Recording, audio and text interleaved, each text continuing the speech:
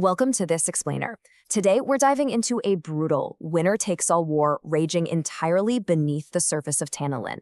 You know, most surface dwellers in this universe are just looking up at the sky, completely oblivious to the fact that right under their boots, two absolute apex predators are fighting a literal war to the death.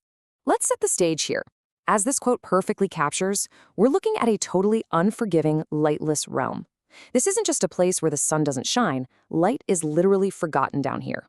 And in these deep, jagged cracks, two massive, terrifying empires, the Dark Elves and the Goblins, are locked in an apocalyptic struggle for total underground supremacy.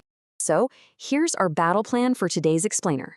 First, the war beneath the world. Second, corner 1, the Dark Elves. Third, corner 2, the Goblin Empire. Then, the underground collision. And finally, the ultimate cost. Section 1. War beneath the world, the lightless battlefield. The sheer scale of the stakes here is just staggering. We're talking about a massive hidden underworld spanning beneath entire continents. The borders aren't drawn on maps. They're forged in blood, in absolute pitch black. This isn't a war with clean front lines or cavalry charging across a grassy plain. Not at all. It's fought in these incredibly claustrophobic, collapsed roads, hidden vertical shafts, and deep fungal caverns. Danger is literally everywhere. I mean, you could be defending a cavern, and the stone ceiling above you might just suddenly give way to an invading force. It's intense. Moving on to Section 2. Corner 1, the Dark Elves, or the Obsidian Fist. As neutral battlefield analysts, let's take a look at this faction. Also known as the Tyrant-born, this civilization is elite, highly precise, and completely ruthless. For them, compassion is a fatal weakness, and absolute obedience, well, that's their primary resource. Their whole society is anchored in Tal Zareth.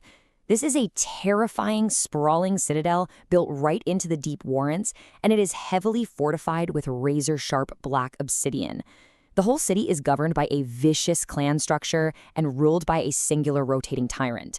And rule isn't something you inherit here. Oh no, it's violently won and maintained through ritual combat and assassination.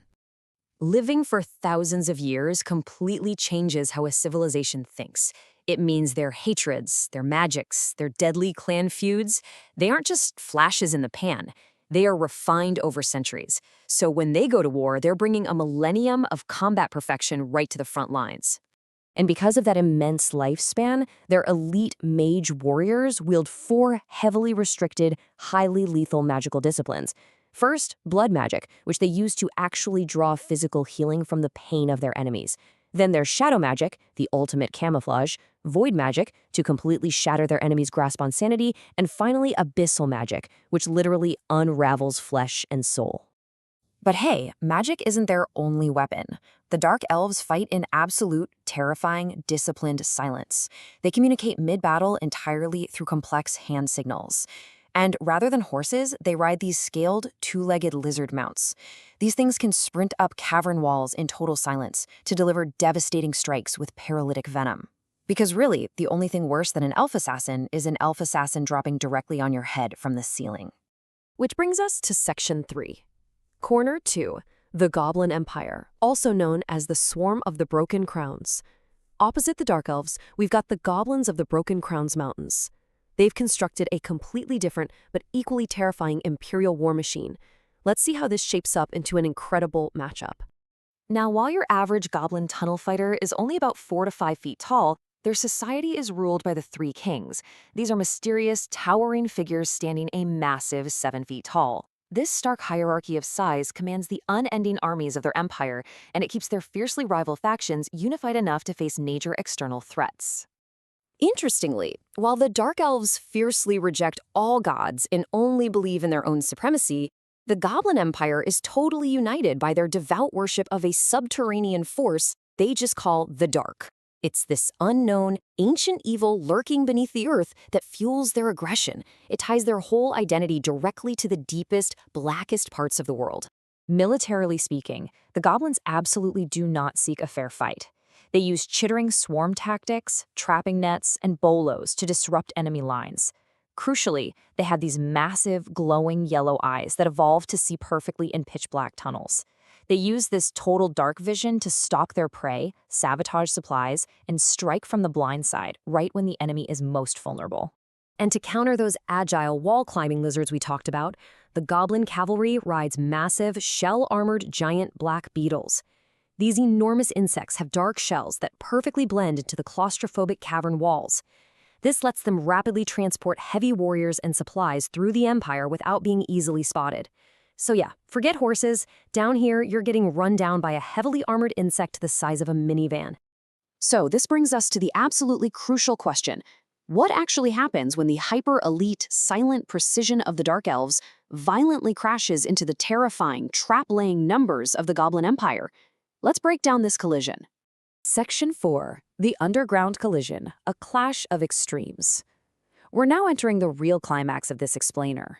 We're going to analyze the brutal, meat-grinder collision of these two vastly different military doctrines as they fight a winner-takes-all war to the death in the darkest depths of Tanalon.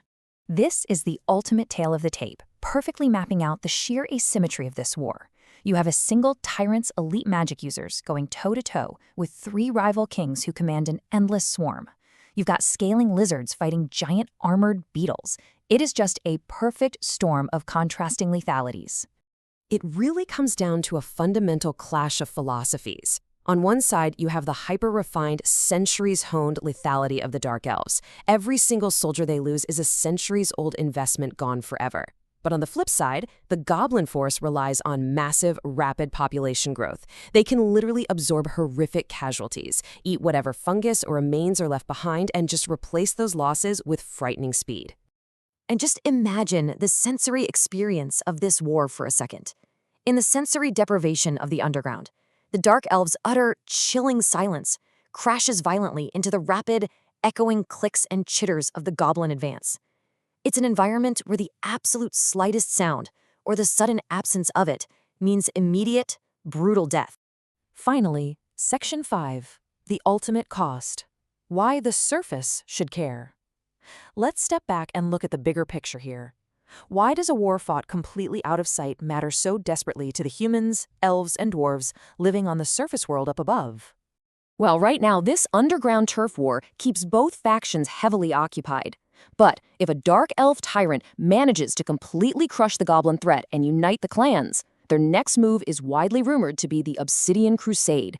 This would be a catastrophic, highly coordinated campaign to harvest the surface world for slaves, magic, and resources. Not good. Conversely, if the Goblin Empire wins this war of attrition and breaks the Dark Elves, well, their exploding population won't have anywhere left to go but up. Their endless armies and giant beetles will literally spill out of the Broken Crown's mountains, consuming absolutely everything in their path just to feed their continuously expanding empire. So I want to leave you with this final, terrifying thought to chew on. Whether it's the Obsidian Fist or the chittering swarm of the 3 kings, when the blood finally dries in those lightless tunnels and the ultimate winner turns their glowing eyes upward, who on the surface will actually be ready for them?